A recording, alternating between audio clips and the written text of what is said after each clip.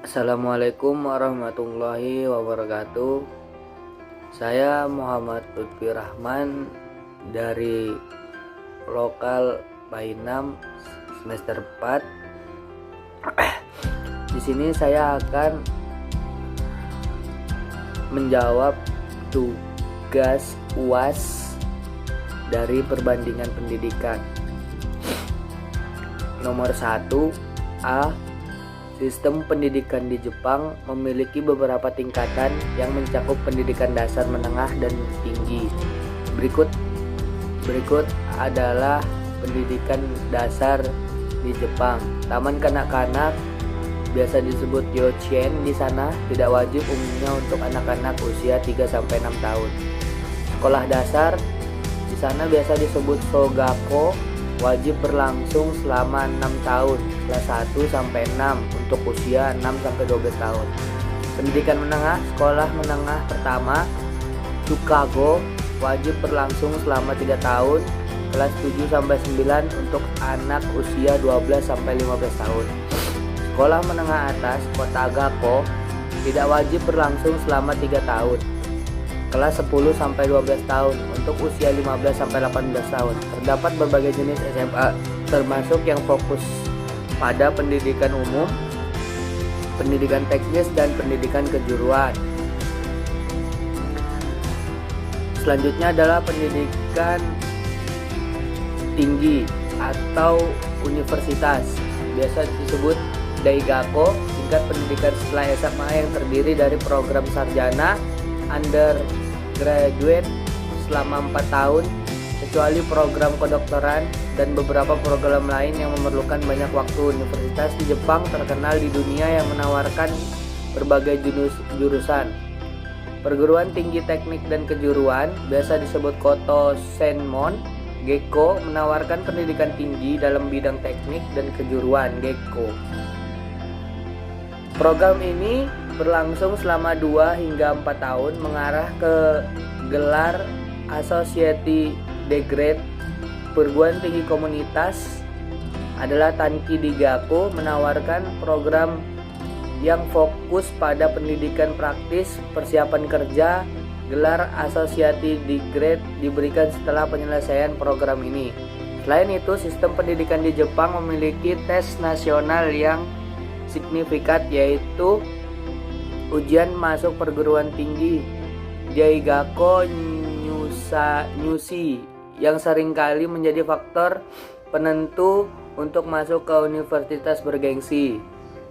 Yang selanjutnya adalah sistem pendidikan di negara Finlandia, sering dianggap sebagai salah satu yang terbaik di dunia.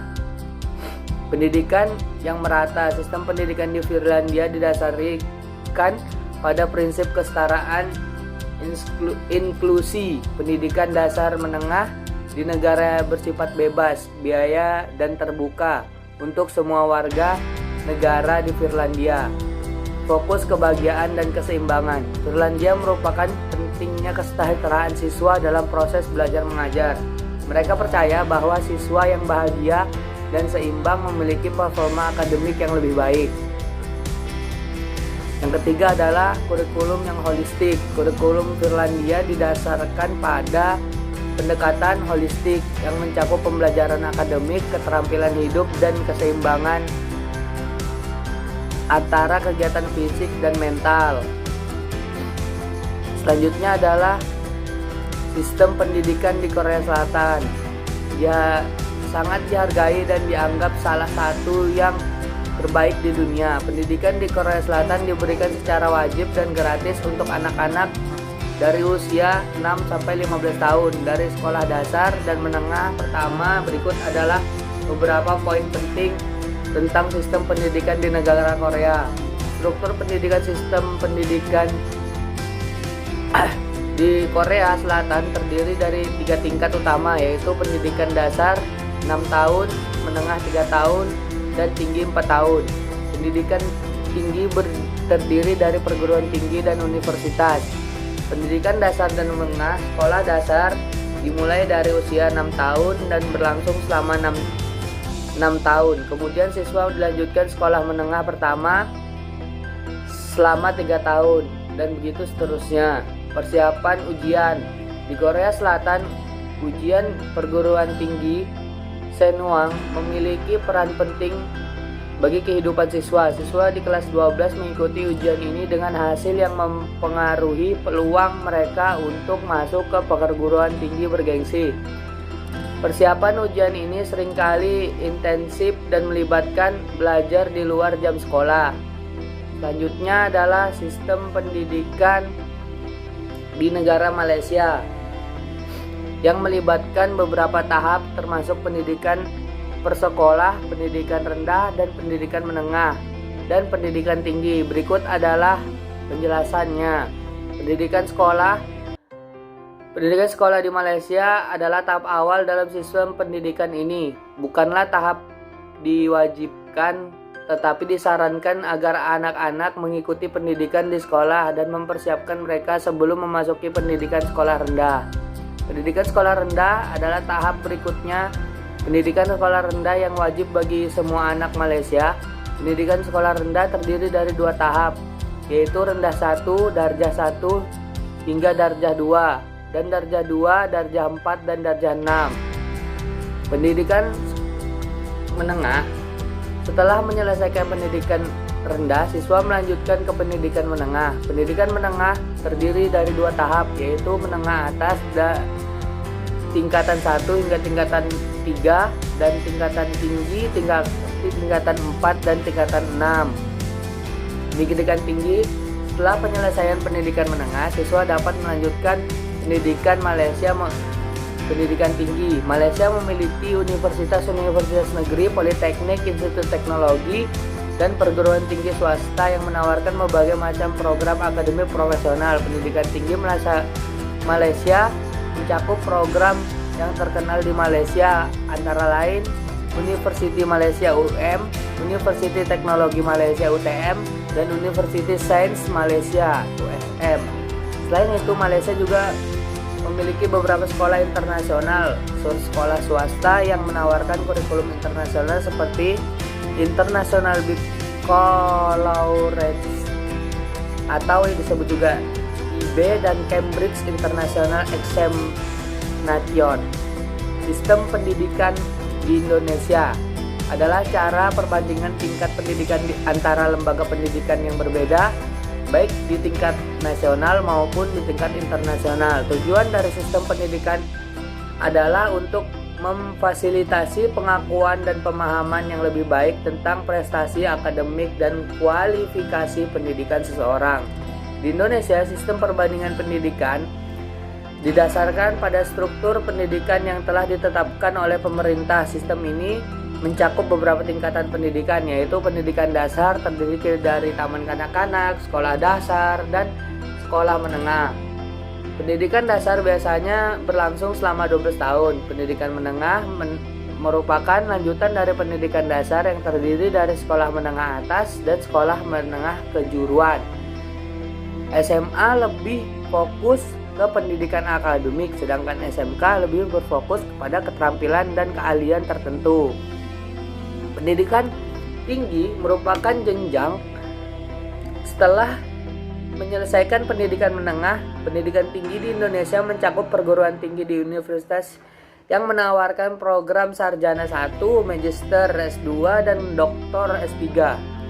Dalam konteks perbandingan internasional, Indonesia menggunakan kerangka kualifikasi nasional Indonesia KKNI sebagai referensi untuk membandingkan kualifikasi pendidikan. Selain KKNI, Indonesia juga berperbandingan dengan standar internasional seperti International Standard Classification of Education yang dikembangkan oleh UNESCO atau ISCED, yang diberikan kerangka acuan yang digunakan secara global untuk membandingkan dan mengklarifikasi sistem pendidikan nasional. Namun, perlu diperhatikan bahwa sistem pendidikan di setiap negara dapat berbeda-beda. Oleh karena itu, keperluan perbandingan pendidikan penting untuk memahami perbedaan dalam struktur dan kurikulum pendidikan di negara yang dibandingkan. Ya, untuk selanjutnya adalah problematika pendidikan di Jepang, melibatkan beberapa aspek yang dapat menjadi tantangan dan perhatian. Tekanan akademik yang tinggi. Sistem pendidikan Jepang cenderung menekankan pada persaingan akademik yang kuat. Yang kedua, rendahnya kreativitas dan kemandirian. Sistem pendidikan di Jepang cenderung lebih fokus pada pembelajaran yang berpusat pada guru dan hafalan. Yang ketiga adalah kepentingan dalam pendidikan. Meskipun Jepang memiliki sistem pendidikan yang dianggap berkualitas, ada ketimpangan dalam akses dan peluang pendidikan. Selanjutnya adalah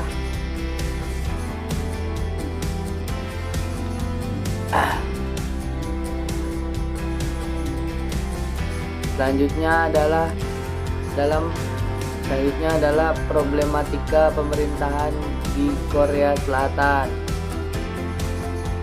Yang pertama adalah stres dan tekanan. Meskipun Finlandia dikenal dengan sistem pendidikan yang sukses, tingkat stres dan tekanan pada siswa sering menjadi perhatian. Yang kedua, kesenjangan sekolah. Meskipun Finlandia memiliki sistem pendidikan yang relatif merata, masih ada perbedaan kualitas antara sekolah di daerah perkotaan dan pedesaan. Yang ketiga adalah kurangnya variasi pilihan kurikulum. Sistem pendidikan Finlandia didasarkan pada model yang relatif standar dan homogen. Penting untuk diingat bahwa sementara ada problematika dalam sistem pendidikan Finlandia, di negara ini juga diakui secara luas karena pendekatan yang bersifat holistik dan berfokus pada kesejahteraan siswa. Selanjutnya adalah problematika di Malaysia. Di Malaysia ada beberapa problematika yang dihadapi dalam pendidikan. Berikut ini adalah kesenjangan sosial. Terdapat kesenjangan sosial yang signifikan antara daerah perkotaan dan pedesaan. Sekolah-sekolah di daerah pedesaan seringkali kurang dilengkapi dengan fasilitas yang memadai. Yang kedua adalah kurikulum dan pengajaran. Kurikulum pendidikan di Malaysia sering dianggap terlalu padat dan terlalu fokus pada pencapaian akademik. Yang ketiga adalah pendidikan awal. Meskipun telah ada upaya untuk meningkatkan akses pendidikan awal Malaysia, masih terdapat tantangan dalam tercapai kesejahteraan akses terhadap pendidikan anak usia dini. Pemerintah Malaysia telah menyadari problematika ini dan telah mengambil langkah-langkah untuk memperbaiki sistem pendidikan. Yang terakhir adalah problematika pendidikan di Indonesia, melibatkan beberapa aspek yang mempengaruhi kualitas pendidikan di negara ini. Yang pertama, ketimpangan kualitas pendidikan. Terdapat ketimpangan yang signifikan antara kualitas pendidikan di daerah perkotaan dan pedesaan. Kesenjangan regional. Selain ketimpangan antara kota dan pedesaan, terdapat juga perbedaan yang signifikan antara provinsi dan wilayah Indonesia. Kurangnya anggaran pendidikan. Meskipun pemerintah Indonesia telah meningkatkan anggaran pendidikan dari tahun ke tahun, anggaran tersebut masih belum mencukupi untuk memenuhi kebutuhan pendidikan yang luas.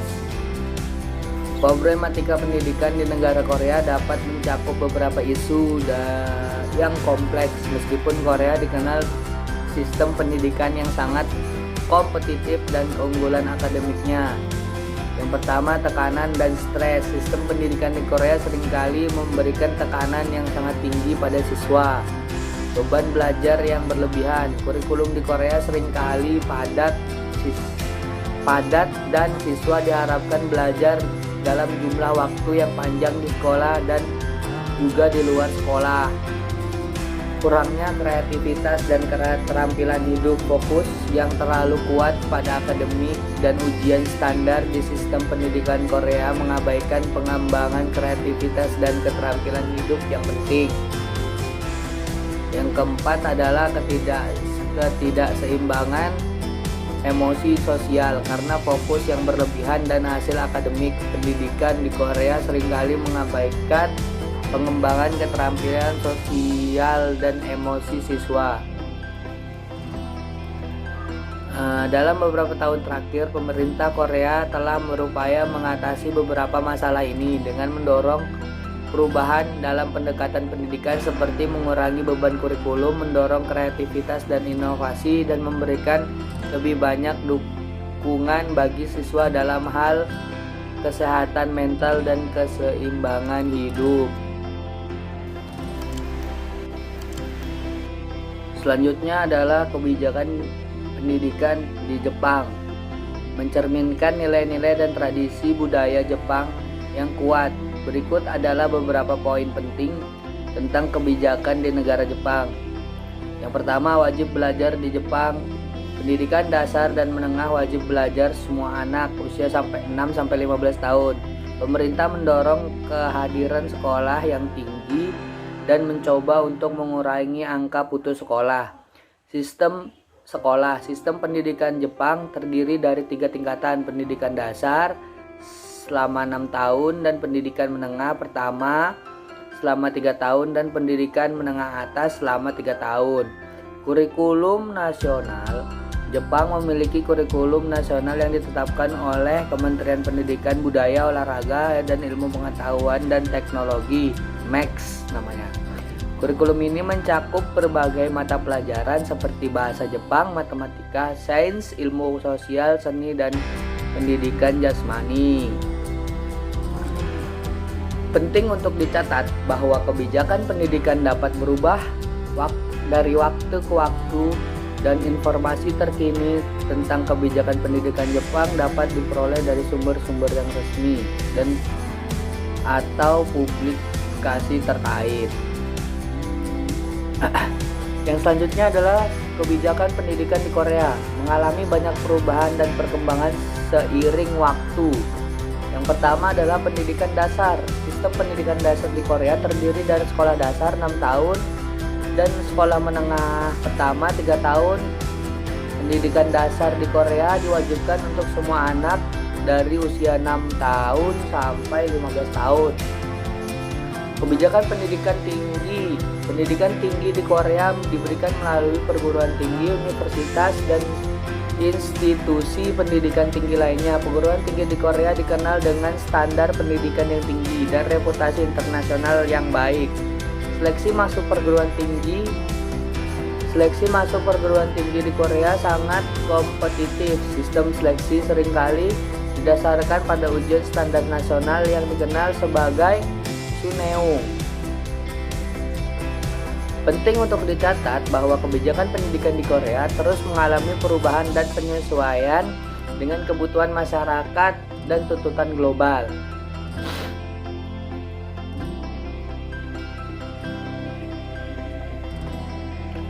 Kebijakan pendidikan di Malaysia didasarkan pada visi untuk mencapai sistem pendidikan yang berkualitas tinggi dan inklusif untuk semua warga negara.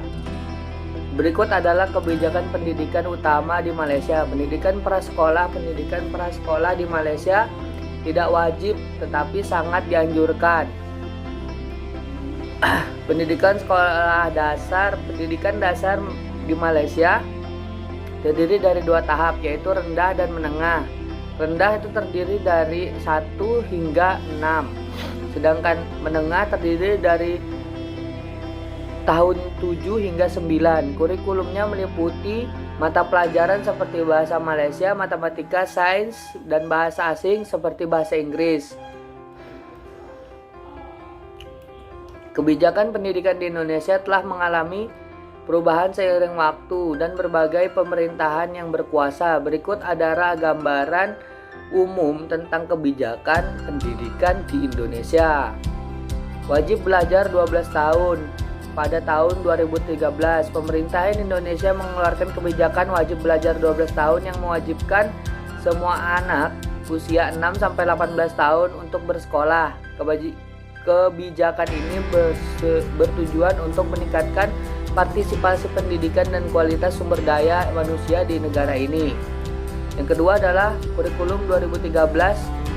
Pemerintahan mengeluarkan kurikulum 2013 sebagai kurikulum tingkat satuan pendidikan KTSP. Kurikulum 2013 menentukan pengembangan karakter, keterampilan, dan pemahaman holistik siswa. Yang ketiga adalah peningkatan alokasi anggaran. Pemerintahan Indonesia secara tahap meningkatkan alokasi anggaran pendidikan. Meskipun demikian, masih saja ada tantangan dalam memastikan bahwa dana yang cukup dialokasikan dan digunakan secara efektif untuk meningkatkan fasilitas pendidikan, kualitas guru, dan ketersediaan bahan ajar. Perlu dicatat bahwa kebijakan pendidikan di Indonesia terus berubah dan menghadapi tantangan yang berbeda dari waktu ke waktu. Upaya yang terus dilakukan untuk meningkatkan pendidikan, mengurangi kesenjangan antara wilayah perkotaan dan pedesaan, serta mengatasi masalah lain seperti kesenjangan sosial dan kurangnya aksesibilitas. Selanjutnya adalah kebijakan pendidikan di Finlandia. Pendidikan gratis dan wajib. Pendidikan dasar dan menengah Finlandia bebas biaya dan wajib bagi semua anak antara usia 6-16 tahun. Hal ini mencakup pendidikan dasar selama 9 tahun, pendidikan menengah selama 3 tahun. Sistem pendidikan merata. Finlandia memiliki pendekatan yang kuat terhadap kesetaraan pendidikan. Fokus pada keseimbangan dan kreativitas. Sistem pendidikan Finlandia menekankan kepentingan keseimbangan akademik dan non-akademik. Selain itu, mata pelajaran inti seperti matematika dan bahasa pendidikan negara ini memberikan perhatian yang besar pada seni. Yang selanjutnya adalah nomor 2. Jawaban nomor 2 adalah era 4.0 mengacu pada periode saat ini yang ditandai dengan penghubungan teknologi digital, otomatisasi, dan kecerdasan buatan AI. Dalam hampir semua aspek kehidupan manusia, era ini sering disebut dengan era revolusi industri keempat. Mengikuti revolusi industri pertama yang melibatkan mesin uap, revolusi industri kedua yang melibatkan produksi massal dan listrik, dan revolusi ketiga yang melibatkan teknologi informasi dan internet. Berikut beberapa poin penting yang terkait dengan era 4.0. Teknologi canggih 4.0 ditandai dengan perkembangan teknologi yang cepat seperti kecerdasan buatan AI, Internet of Things, IoT, Big Data, komputasi awan, robotika, dan blockchain. Yang kedua adalah dampak pada industri era 4.0. Membawa perubahan besar pada industri otomatisasi dan robotika, semakin tergantikan pekerjaan manusia dalam beberapa sektor, sementara analisis data dan kecerdasan buatan digunakan meningkatkan efisiensi profesional dan pengambilan keputusan. Yang ketiga adalah transformasi digital era 4.0 telah mengacu transformasi digital di berbagai sektor, termasuk pendidikan, kesehatan, keuangan, transportasi, dan lainnya. Selanjutnya adalah nomor 3. Sistem pendidikan di era 4.0 mengacu pada perubahan yang terjadi dalam pendidikan sebagai hasil perkembangan teknologi digital dan revolusi industri 4.0.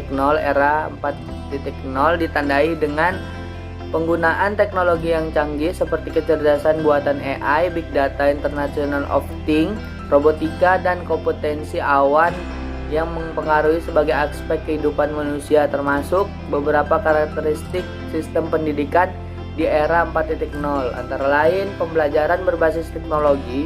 Teknologi digunakan secara luas dalam proses pembelajaran. Guru menggunakan perangkat digital seperti komputer, tablet, dan perangkat mobile yang mengakses sumber belajar dan pembelajaran interaktif. Yang kedua adalah pembelajaran berpusat pada siswa. Pendidikan pada era 4.0 menggeser fokus dari pembelajaran yang berpusat pada guru ke pembelajaran yang berpusat kepada siswa. Yang terakhir adalah keterampilan 4C. Sistem pendidikan era 4.0 menekankan pengembangan keterampilan yang relevan dengan kebutuhan dunia kerja masa depan. Keterampilan 4C meliputi kreativitas, creativity, kolaborasi, kritis, dan komunikasi. Yang terakhir adalah lifelong learning. Era 4.0 menekankan pentingnya pembelajaran sepanjang hayat. Pendidikan setidaknya berhenti setelah penyelesaian pendidikan formal. Pendidikan terus berlanjut sepanjang hidup. Siswa perlu mengembangkan kemampuan untuk belajar mandiri, mengakses sumber daya pembelajaran yang tersedia dengan mengupgrade keterampilan mereka untuk tetap relevan di pasar kerja yang terus berubah. Yang selanjutnya adalah nomor 4. Jawaban nomor 4 adalah pendidikan 4.0 mengacu pada penggunaan teknologi digital dan inovasi dalam konteks pembelajaran. Berikut ini beberapa dampak positif dan negatif dari pendidikan 4.0 di Indonesia. Dampak positifnya, aksesibilitas pendidikan yang lebih baik. Pendidikan 4.0 memungkinkan akses yang lebih luas terhadap materi pembelajaran. Yang kedua adalah fleksibilitas pendidikan. Dengan adanya pendidikan 4.0, siswa dapat belajar fleksibel dan mandiri. Mereka dapat mengakses materi pembelajaran kapan saja dan di mana saja melalui platform online. Yang terakhir adalah pengembangan keterampilan digital 4.0, mempersiapkan siswa dengan keterampilan digital yang penting di era modern. Dampak negatif, kesenjangan akses. Meskipun pendidikan 4.0 dapat meningkatkan aksesibilitas, kesenjangan masih menjadi masalah di Indonesia. Tidak semua siswa memiliki akses yang sama terhadap teknologi dan internet yang diperlukan untuk pendidikan digital. Kurangnya keterampilan implementasi pendidikan yang dibutuhkan pengajar yang terampil menggunakan teknologi alat digital. Namun masih ada kurangnya keterampilan mengajar di beberapa daerah. Dan kreativitas lain, musik, olahraga. Yang selanjutnya adalah untuk mempersiapkan pendidikan di Indonesia menghadapi era 4.0 adalah tugas yang penting agar kita dapat menghasilkan lulusan yang kompeten dan siap menghadapi tantangan masa depan.